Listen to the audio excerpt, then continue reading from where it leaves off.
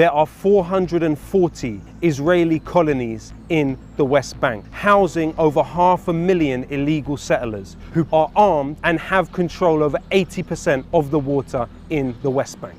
There are 565 checkpoints where soldiers act with nothing but unaccountable impunity. Those settlements are deemed illegal by UN Resolution 2334. Who funds those settlements and where does the money come from?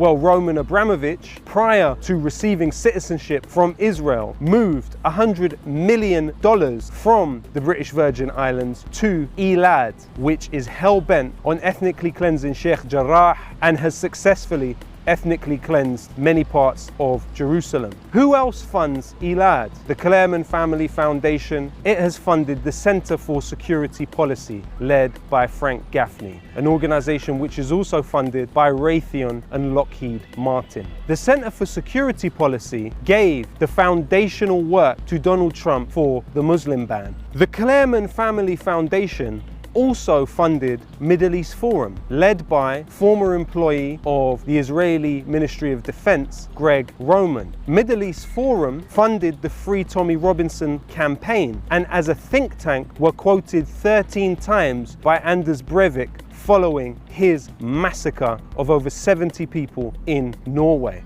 Another organization that funds Elad is the Hertog Foundation. They also funded the David Horowitz Freedom Center, which employed both Katie Hopkins, big round of applause for Israel, yes, come on Israel, and Tommy Robinson.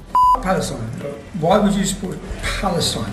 The Hertog Foundation funds the Friends of the IDF and Middle East Forum. The Friends of the IDF had on their board Robert Shillman. Robert Shillman also funded Tommy Robinson. What we see here is an intertwining of interests between Zionist actors around the world who believe that their interests are served by not only funding violent settlement in the West Bank and a war against indigenous Palestinian people, but also pushing domestic Islamophobia within Britain and the United States.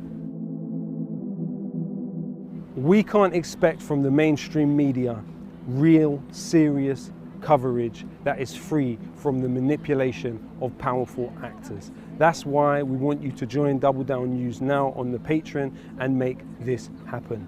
Join the future of journalism, join Double Down News on Patreon.